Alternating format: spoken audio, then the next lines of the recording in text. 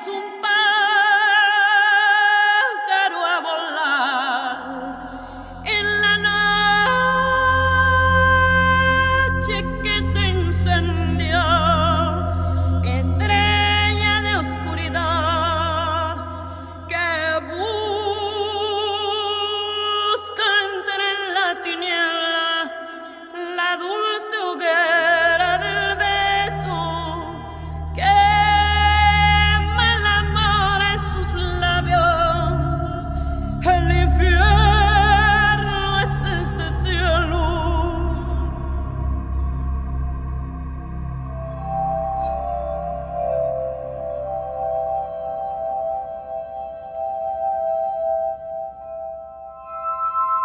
Frida Kahlo fue una pintora que nació en Coyoacán, México. Y graduó por la igualdad de hombres y mujeres. Lo hizo a través de sus pinturas. Habló política.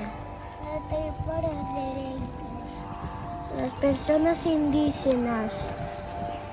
Retorno maltratado de la sociedad. Silenciado. Alzó a voz por las mujeres marginadas.